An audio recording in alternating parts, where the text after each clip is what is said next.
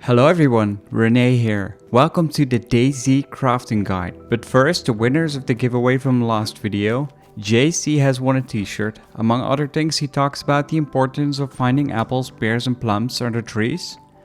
And Connor Watling shared some of his experiences of the free weekend. Congratulations guys. JC and Connor, please leave a comment under the previous video, under your own comments, with your Twitter handle, so I can follow you on there and we can settle the rest. For the ones that didn't win, please leave a valuable comment under this video to have more chance to win a t-shirt, a hoodie and a t-shirt or a copy of DayZ. On with the crafting guide. The most important thing you need while crafting is a knife. You need it for most things. Following up on the start of episode 1 where you get to the first town, you make sure you search for one. You can also craft a stone knife by combining two small rocks. You can find these on trails and train tracks. You hold one stone in your hand, drag the other stone towards it, and then hold down your left mouse button to craft. This is how crafting generally works. You combine two things in your hands, or you put one item on the ground and look at it. If you can create more than one thing with the items you are combining, you can click through the several recipes by single clicking the left mouse button and not holding it. With this knife you make sure you cut up clothing you don't need into rags. You can bandage yourself with rags, but you can also use them as one of the ingredients to create armbands, fireplaces, torches and rope. You can create a colored armband by cutting up a raincoat of choice with a knife. This way you can recognize your friends when things get hectic.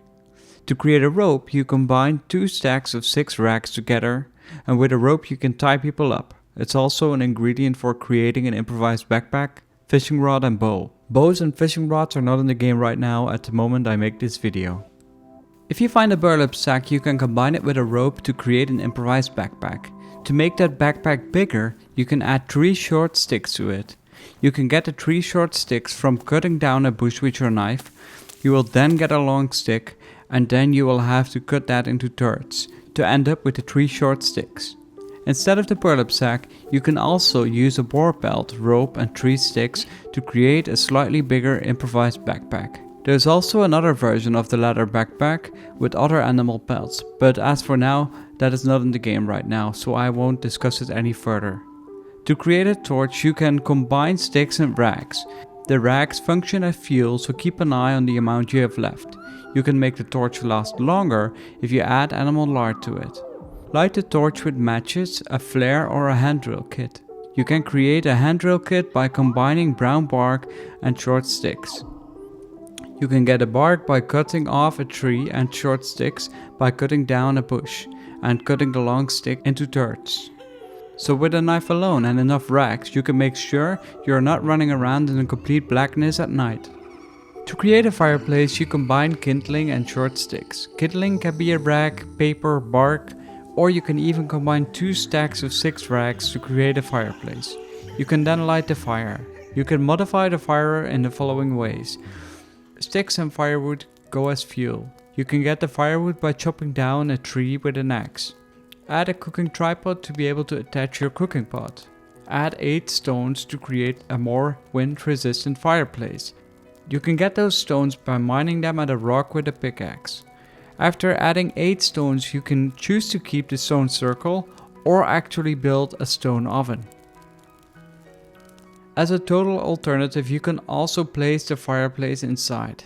Just find a house with an inside fireplace and then you hold the fireplace that you created in your hands and you place it in the fireplace. A pretty cool side effect of this is that there's actually smoke coming out of the chimney if you do this. Then you can also strive to create a ghillie suit, which is probably the ultimate crafting adventure. For this you need burlap strips, which can be created by cutting them with a knife. And then you also need netting. Both can be found in industrial buildings, sheds and garages. The ghillie suit consists of 3 different parts: the ghillie hood, which goes on your head, the rifle wrap that goes on your gun, and the body part. You can create 3 different body parts. You need 1 netting and 2 burlap strips to create the hoodie and also the rifle wrap. There are 3 different sizes of the suit available. The shrug is 2 netting and 4 burlap strips. This is the smallest one and it's basically a small cape that doesn't cover your legs. The cloak, which is 4 netting and 6 burlap straps, is a little bigger and it will cover your back up to your knees. The suit is 4 nettings and 10 burlap strips, and the name says it all, it will cover most of your body. For all 3 of these you need to get rid of your backpack. You can still carry a vest around with the ghillie suit on though. The ghillie suit is really cool. I've only ran around with it once or so and it made me pretty paranoid.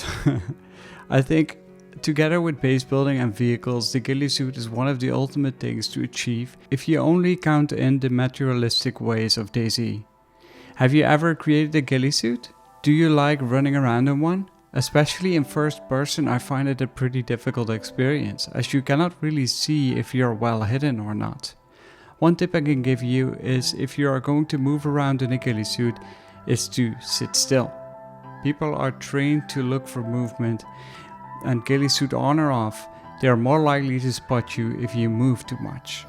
Also, choose your background wisely. If your ghillie suit is dark green, which it mostly is, then you might want to choose a dark green background as well.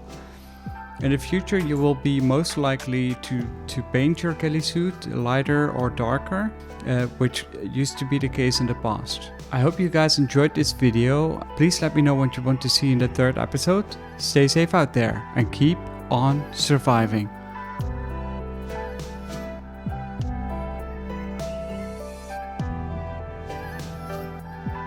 Hey guys, thank you for watching my video. Don't forget to leave that most valuable comment and I will see you all in the next one. Cheers.